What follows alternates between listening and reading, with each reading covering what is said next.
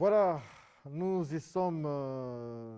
Trêve de commentaires, nous allons dans le face-à-face directement. C'est vrai aujourd'hui, studio 210, sinon le face-à-face se fera en format demi-terrain, mais la situation, le contexte nous l'impose parce que justement, vous savez que nous sommes en guerre contre le Covid-19 et dans cette guerre-là, il y a ce côté, il y a le côté physique, mais aussi le côté spirituel. Un pasteur ici a dit que l'ennemi était invisible, donc ce sont des questions de la métaphysique et donc l'Église et les confessions religieuses se sont réunies jeudi dernier au Palais des Congrès en présence du chef du gouvernement, du Premier ministre Clément Mwamba. Et donc il y a eu des musulmans, des chrétiens et d'autres confessions religieuses pour prier, pour s'adresser à Dieu. Et sur ce combat-là, donc, les hommes d'église ont fait une prière de repentance et de guérison au Palais des Congrès. Ce culte sera donc rediffusé juste après Studio 210. Voilà pourquoi vous avez remarqué qu'aujourd'hui, nous avons émietté les choses, mais dimanche prochain, nous reviendrons donc à la normale. Alors, Boris Botta, docteur Boris Botta, bonjour. Bonjour, monsieur l'évangéliste Gaspard Lioko Moyo. On revient donc sur ce thème. Quel type d'église pour ce siècle? Et nous, dernièrement, on vous devrait un temps de parole. C'était donc, vous avez vos 2 minutes, vous allez les prendre tout à l'heure. Ensuite, nous reviendrons pour continuer sur le baptême et au fur et à mesure, on verra comment on va évoluer. Mais là, vos 2 minutes, c'est pour répondre à l'évangéliste sur la notion de Dieu. Merci beaucoup. Je salue tous les téléspectateurs et je vais profiter, puisqu'il y a beaucoup de choses qui ont été dites, et comme je l'avais dit ici, l'essentiel que, comme nous dit la Bible, que la vie éternelle est qu'ils te connaissent, toi, le seul vrai Dieu, et celui que tu as envoyé, Yeshua HaMashiach. Jean 17, verset 3. Donc connaître ici consiste à distinguer et à savoir faire la différence entre celui qui envoie et celui qui est envoyé, donc entre le mandant et le mandaté. Maintenant ici, j'ai constaté que mon cher ami a juste une connaissance sommaire sur cette question, une connaissance superficielle qui l'a permis de lancer, de balancer plusieurs versets à la fois pour vouloir soutenir que Yeshua était la personne de Dieu créateur du ciel et de la terre et non le Fils. Alors, je vais juste prendre un verset en introduction, puisque l'un des versets qui pose de sérieux problèmes à tous ceux qui soutiennent cette option, c'est Jean chapitre 1, le verset 1er. Et vous allez comprendre avec moi que lorsqu'on veut comprendre le fond d'un livre ou d'une pensée, il faut d'abord comprendre l'introduction, parce que l'introduction est très fondamentale. Ici, là, dans Jean chapitre 1, le verset 1er, la version seconde et les plusieurs versions que nous lisons, il a dit, au commencement était la parole était avec Dieu et la parole était Dieu. Mais lorsque nous prenons ce texte en grec, et que je vais conseiller aussi à mon ami de faire des recherches là-dessus, en grec, il a dit, en archei en ologos, kai ologos, en pros ton théon, kai théos en ologos. Ça, c'est le grec. Et on remarque ici dans le grec que le mot logos termine la phrase du verset. Et lorsque la Bible arrive dans la traduction latine, en latin, il a dit « In principio erat verbum, et verbum erat apud dem, et Deus erat verbum ». Ici, là, donc, ici, là, cette fois-ci, on remarque que c'est le verbe. Donc, il a dit « Au commencement était le verbe était avec Dieu, et Dieu était le verbe ». Alors, partant de ce moment, on se rend... Votre temps de parole est épuisé. 2 minutes? Oui, les 2 minutes, justement, c'est le chrono est géré là-bas. Vous étiez donc sur la question du baptême dernièrement, et donc nous commençons le face-à-face d'aujourd'hui sur le baptême.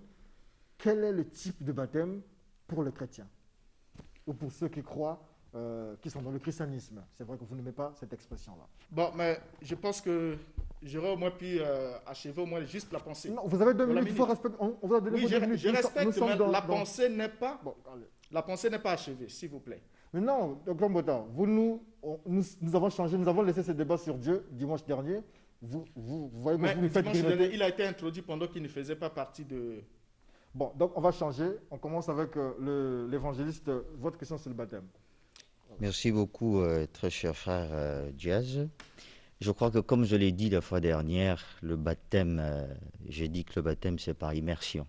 C'est l'élément que j'ai précisé. Pourquoi le baptême par immersion? Nous sommes en train de voir d'abord étymologiquement le mot baptême, du latin bautisma, et puis du grec baptis tein, qui veut dire plonger dans un liquide. Ça, c'est très simplement. Mais lorsque nous regardons le sens de cela, de ce que ça veut dire immerser, et ce que la Bible est en train de nous parler du baptême, le baptême est simplement ce que nous appelons une identification dans notre mort, notre ensevelissement et notre résurrection avec le Seigneur Jésus. Et lorsque nous regardons exactement, ça montre le sens. Quand vous êtes sur l'eau, on dit que vous êtes crucifié, mort avec lui. Quand on vous immerse, ça veut dire que vous êtes enseveli. Quand on vous relève, ça veut dire que vous êtes ressuscité avec lui. Et je crois que ça a du sens exactement avec ce que la Bible dit, et même quand on voit le mot dans son sens baptême. Donc je crois que le baptême, c'est par immersion, comme la Bible nous dit, parce que ça reflète exactement ce que nous témoignons, cet acte-là de notre mort, de notre ensevelissement et notre résurrection avec Jésus. Voilà. Merci. Donc, Renaud Boris-Mbota. Merci beaucoup. Bien, mais j'aborde le sujet sur le baptême et j'aimerais d'abord dire dans l'entrée de jeu que cette question est très fondamentale. Et il faudra d'abord reconnaître un élément important, c'est que la façon de baptiser ne doit pas être séparée de la signification de baptiser. Donc, si on veut savoir quelle est la bonne manière de baptiser, il faudra d'abord qu'on comprenne quelle est la signification de baptiser. Et je viens d'écouter mon cher ami ici, l'évangéliste, qui dit qu'il baptise par immersion. Il croit que le baptême, c'est par immersion dans l'eau, parce que cela symbolise la mort, l'ensevelissement et la résurrection du Mashiach, du croyant avec le Mashiach. Ce qui est archi faux, parce que la Bible ne le dit pas. Pour la Bible, le baptême symbolise l'union avec Christ par le Saint-Esprit, qui lui apporte la purification des péchés. Et je vais démontrer cela. D'abord, quand on veut se fonder sur la définition, l'étymologie du mot baptizo, le mot grec baptizo, on doit d'abord rappeler à tout le monde et à mon cher ami ici que Jean-Baptiste, qui a été le premier à employer ce verbe, qui est traduit ici en grec par baptizo, ne parlait pas grec, mais il parlait l'hébreu. Donc, il n'avait pas le mot baptizo dans son lexique. Mais il a utilisé quel mot? Parce qu'on vient de retrouver le Shem Tov, c'est-à-dire la version hébraïque qui date d'avant même la version grecque du livre de Matthieu, et on retrouve le mot utilisé par Jean-Baptiste en hébreu. Et Jean-Baptiste a utilisé le verbe itbil. Itbil en hébreu qui signifie sceller, tremper, plonger partiellement. Et lorsqu'on parle de sceller, tremper ou plonger partiellement, quand on parle d'une plongée, je tiens un objet et je l'introduis dans un liquide et je le ressors. Ce n'est pas quelqu'un qu'on fait avancer dans l'eau et ensuite on le plonge, on l'immerge dans l'eau. Alors, ça c'est d'abord un élément important. Lorsque Jean-Baptiste parle, Jean-Baptiste dit « matbil », c'est-à-dire « moi je vous scelle d'eau pour vous amener à la repentance ». Et quand il parle de Yeshua, il dit « itbil », c'est-à-dire « lui vous scellera du Saint-Esprit ». Donc, ce que Jean fera avec l'eau, c'est ce que le Mashiach fera avec l'Esprit. Oh. Alors, j'ai sincèrement compris le partage de mon cher frère, mais sincèrement, ce que je veux même rappeler aux téléspectateurs, de savoir les choses dans leur fondement, les choses comme elles sont. Vous allez regarder que lorsque nous parlons de baptême, il y a beaucoup de types de baptême. Nous avons le baptême dans le corps de Christ, c'est-à-dire le baptême en Christ. Nous avons le baptême du Saint-Esprit, nous avons le baptême d'eau. C'est différent. Parlons du baptême d'eau aujourd'hui. C'est très différent. Alors, il ne faut pas qu'il y ait confusion. D'abord, le baptême d'eau, la Bible nous parle ainsi dans le livre de Colossiens, et puis dans Romains 6, et puis dans Colossiens 2. La Bible est en train de mentionner très clairement, faire référence à notre mort, à notre ensevelissement et notre résurrection. Nous nous fondons sur la parole de Dieu. Nous ne nous fondons pas par des mixtures, par des apports qui viennent de ça et là. Nous nous fondons sur la réalité de la parole de Dieu. Et c'est ainsi que nous voulons mettre les fondements dans les vies de ceux qui nous suivent ou bien de tout un chacun. Alors, je répondrai exactement à ce que la Bible est en train de dire, de ce que ce baptême voudrait dire. Nous nous identifions à sa mort, à l'ensevelissement et à la résurrection. Et c'est ainsi que le fondement biblique nous montre l'idéal. L'idéal, c'est quoi? Et c'est-à-dire l'immersion. C'est être immergé, c'est-à-dire on est dans l'eau et on vous immerge, on vous relève, parce que ça témoigne un acte. Ce n'est pas une chose comme ça, on vient témoigner. Il a encore son temps? Bon, d'accord. Puisqu'il a déjà fini, on ne peut pas forcer. Okay. Docteur Renaud Boris-Mbota, ici on parle de l'immersion. Est-ce que vous confirmez que c'est l'aspersion. Non. Ok, On ne parle pas de l'immersion parce que, je l'ai dit ici, je vais d'abord démontrer premièrement là où se trouve l'erreur. Parce que l'erreur ici, c'est lorsqu'ils veulent prendre le mot baptiso dans le sens de plonger, d'immerger ou de submerger. Or, ce mot baptiso, qu'ils fassent des recherches, ils vont le découvrir. Le mot baptiso est un mot fluide. C'est un mot très fluide, c'est-à-dire qu'il y a plusieurs significations. Et dans les significations du mot baptiso, il y a plonger, immerger, submerger, et c'est précisé dans le cas d'un navire qui coule. Donc c'est dans le cas d'un navire qui coule. Et quand on parle d'un navire qui coule, que le navire a été baptisé, ça veut dire que le navire est allé au fond de l'eau, sans remonter.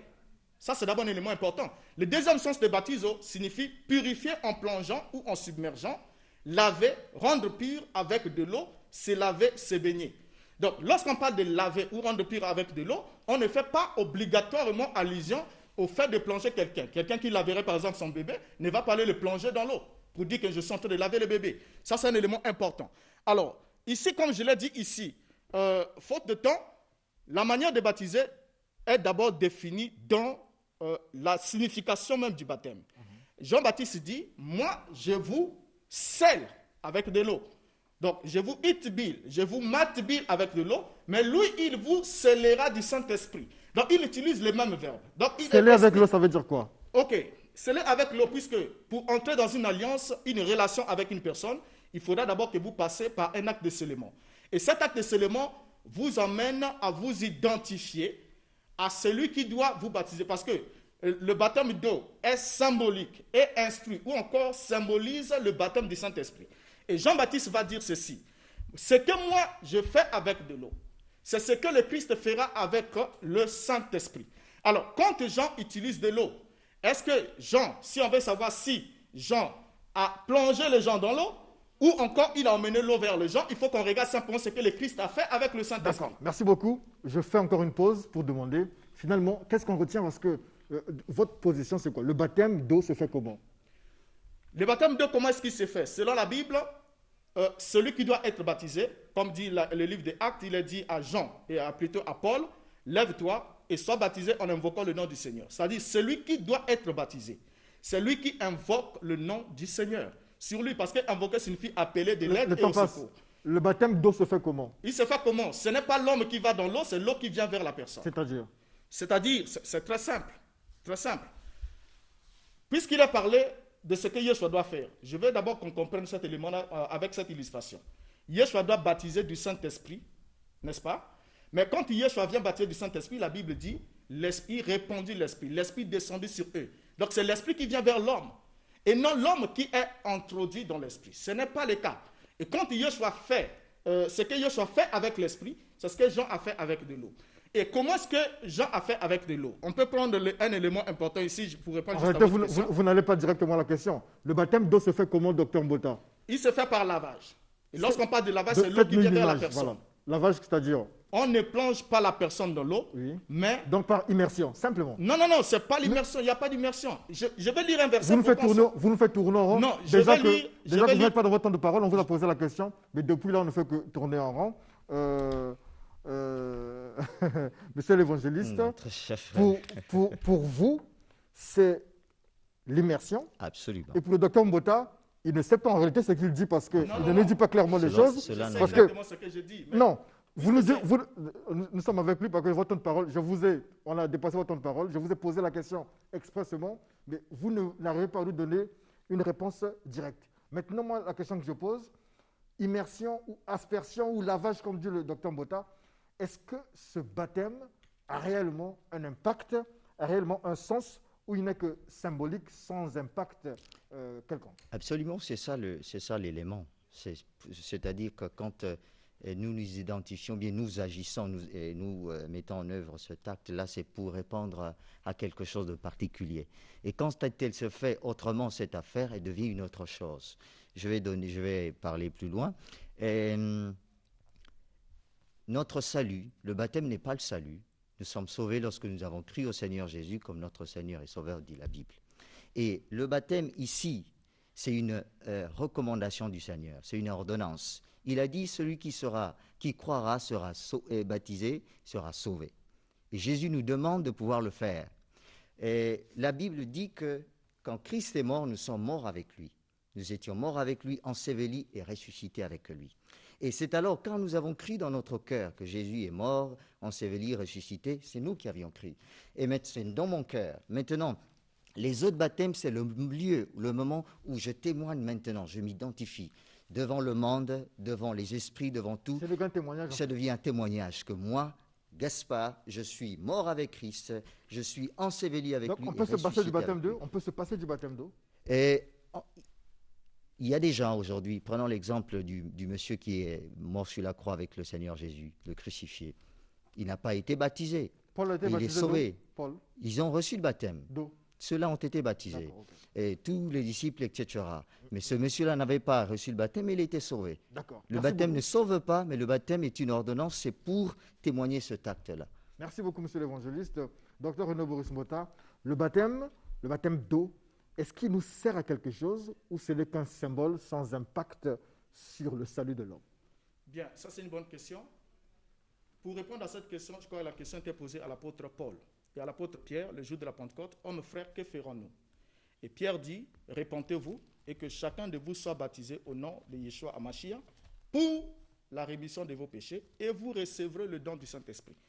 Or, la rémission des péchés n'est opérationnelle que par la réception du don du Saint-Esprit. Mais ici, l'apôtre souligne qu'avant que vous recevez le don du Saint-Esprit, il faudra que vous vous repentez et que vous soyez baptisés.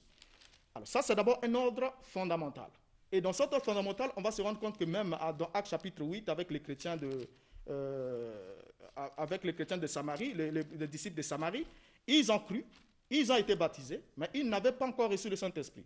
Jusqu'à ce que Pierre et Jean viennent leur imposer les mains et ils ont reçu le Saint-Esprit. C'est à ce moment-là que le salut est attribué à l'homme, parce que c'est le Saint-Esprit qui vient sceller l'alliance, qui vient confirmer votre foi.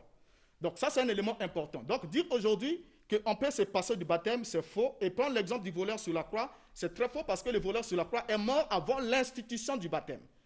Et le baptême ici n'est pas un acte auquel on peut s'en passer si on veut rester dans l'ordre, puisque les hommes ont posé la question à Pierre le jour de la Pentecôte, c'est lui qui avait les clés du royaume. Ils ont dit, hommes frères, que ferons-nous? Il leur a répondu, répentez-vous et que chacun de vous soit baptisé dans le nom du Seigneur Yeshua HaMashiach, et vous recevrez le don du Saint-Esprit, car la promesse est pour vous, pour vos enfants, pour tous ceux qui sont au loin, en aussi grand nombre que le Seigneur notre Dieu les appellera. Donc sur cette question, il est fondamental. Alors le baptême, on ne peut pas dire qu'on peut s'en passer. Non seulement il est le témoignage, un acte public, ou comme le dit l'apôtre Pierre, l'engagement d'une bonne conscience. C'est-à-dire la conscience a été purifiée, et pour montrer votre engagement public, que vous avez adhéré à la foi messianique, vous vous faites alors baptiser. Et quand on regarde la notion toujours sur cette question du baptême, il n'est pas... Ok, finissez votre phrase. Ok. Il est hors de question alors... Il n'est pas question de l'invalider ou de le rendre moindre dans le processus du salut de l'homme. D'accord. Merci beaucoup.